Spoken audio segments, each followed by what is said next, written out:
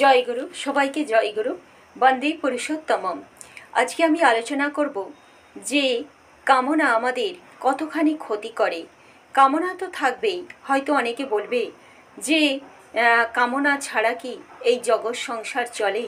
কামনা দিয়েই তো এই জগৎ সংসারের সৃষ্টি, সেই রক্ষা হচ্ছে।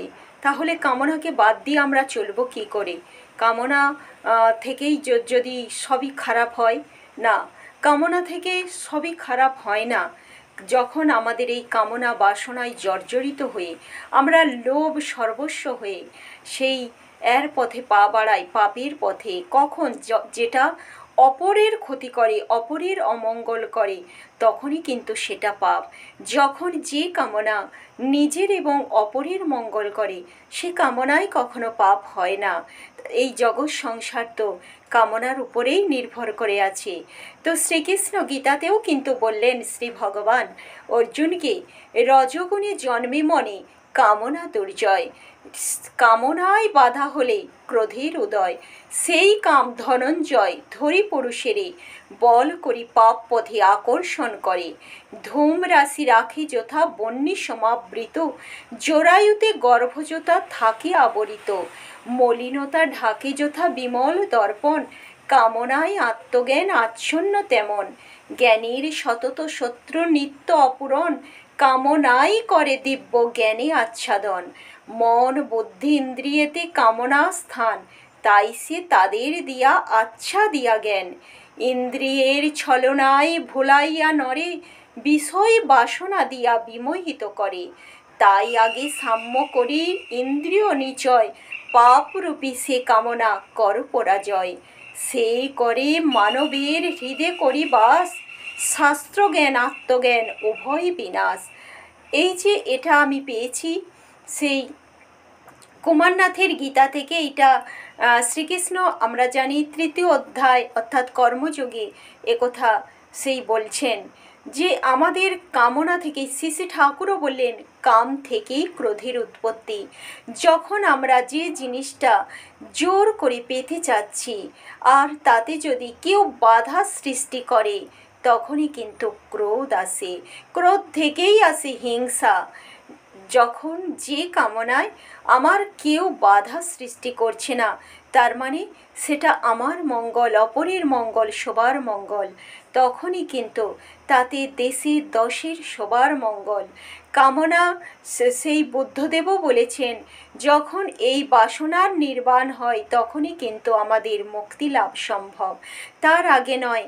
যত দিন আমাদের অন্তরে আমরা কামনা বাসনায় জর্জরিত হয়ে যাব, তত দিন কিন্তু আমাদের মুক্তি, যতই আমরা ধ্যান করি, গুরুর নাম করি, আমাদের সেই লোভ সম্বরণ করতে হবে। যে অনেকে বলবে, লোভ যদি না থাকে তাহলে খাওয়া দাওয়ার প্রতি, এগুলো তো যৌবনে প্রয়োজন আছে। শ্রী বরদাও বলতেন যে যৌবনে সেই সব কিছুরই প্রয়োজন আছে, কিন্তু তাই বলে এমন নয় যে লোভ করে। শ্রী ঠাকুর বলছেন, আমার হয়তো সেই সময় শরীর খারাপ, পেট খারাপ, যে লোভ করে, লোভের বশবর্তী হয়ে আমি 1 কেজি কাঁঠাল খেয়ে নিলাম, সেটা আমার শরীরের পক্ষে ক্ষতিই করে। কিন্তু ওই সময় আমি যদি লোভটাকে সেই কন্ট্রোল করতাম, আমি দমন করতাম, শিখতাম, তাহলে কিন্তু আমার সেই কোনো শরীরের ক্ষতি হতো না। কাম, ক্রোধ, ক্রোধেরও প্রয়োজন আছে।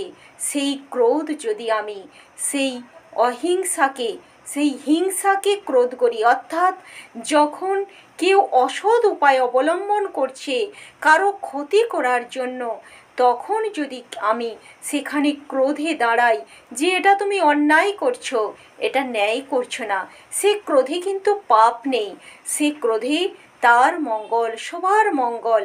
তাই ক্রোধেরও প্রয়োজন আছে অসৎ নিরোধের জন্য, অন্যায়কে রোধ করার জন্য, ধর্ম সংস্থাপনের জন্য, ন্যায়ের জন্য।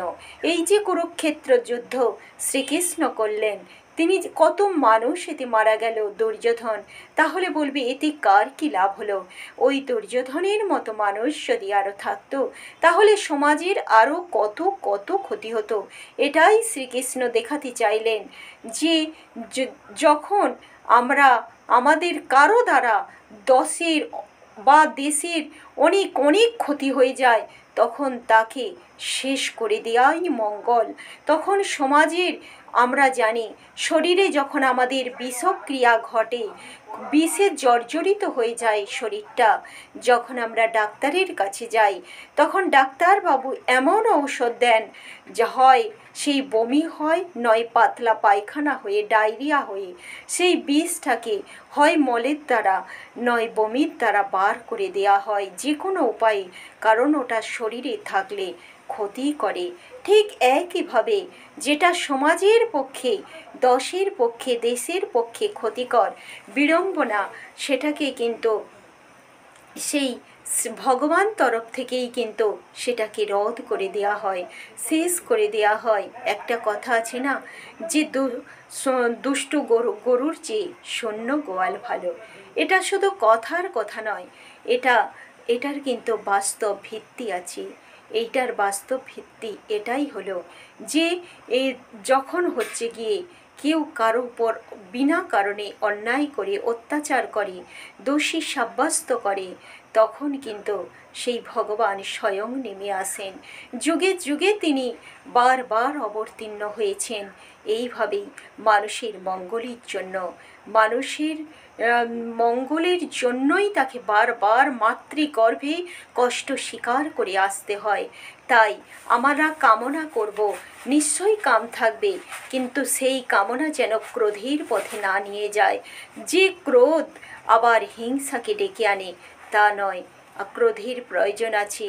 আমি এইটুকু বলতে পারি, আমরা প্রত্যেকেই দেখেছি আমাদের প্রত্যেকের শরীরে আমরা কেউ স্বয়ং সম্পূর্ণ নই। ঈশ্বর ছাড়া আমাদের মধ্যে দোষে ভরা আমাদের জীবন।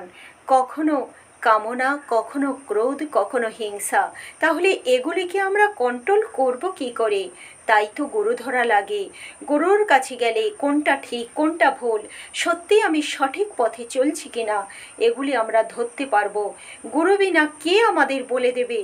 সেই যখন ছোট্ট শিশু কোনো কিছু ভুল করছে কি ঠিক করছে, যতক্ষণ তার জ্ঞানের বিকাশ ঘটেনি, মস্তিষ্ক পরিপূর্ণতা পায়নি, ততক্ষণ তাকে মা বাবা বা গুরুজন বলে দেয় এইটা তোমার ঠিক হচ্ছে, এইটা তোমার ভুল হচ্ছে।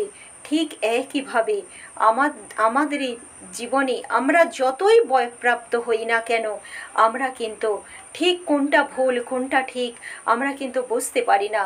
সেটা বুঝিয়ে দেওয়ার জন্যই গুরু ধরা লাগে। সঠিক পথে তিনি কিন্তু সঠিক সময়ে পথ দেখিয়ে নিয়ে যান। তাই তো তিনি আদর্শ। তাই আদর্শ পুরুষকে ধরা লাগে। তাহলে আদর্শ পুরুষকে শুধু ধরা নয়, তার নিয়ম নীতিগুলো পালন করা লাগে। আর এই নিয়ম নীতি পালন করার জন্য নিজের মতো চলনা নয়, নিজের মতো চললে কিন্তু সেই আমরা দেখেছি কোনো লাগাম ছাড়া ঘোড়া যদি তার সেই সইস না থাকে, তাকে চালনা করার জন্য উপযুক্ত, যদি জাহাজের উপযুক্ত নাবিক না থাকে, জাহাজ যেমন সেই দিক বিদিক কোথায় যে চলে যায়, কোন সমুদ্রে মহাসমুদ্রে বিলীন হয়ে যায়, তাকে কেউ ধরে রাখতে পারে না। ঠিক একইভাবে আমাদের যদি সেই আদর্শ পুরুষকে ধরা না থাকে, কাম ক্রোধ লোভ মোহ মদ মাৎসর্য কোন দিকে যে টেনে নিয়ে যাবে আমরা নিজেরাই জানি না। তাই প্রত্যেকের জীবনে আদর্শ পুরুষ ধরা লাগে। তিনি যেভাবে চলতে বলেন, অর্থাৎ তিনি আচরণ করে জেনেছেন। তাই তো তিনি আচার্য, আচরণ করে জেনেছেন কোনটা ঠিক কোনটা ভুল। শ্রী ঠাকুর বলছেন, যা আমি নিজে করিনি তা আমি কাউকে বলিনি, আমি নিজে যেটা করে দেখেছি সেটাই আমি বলেছি।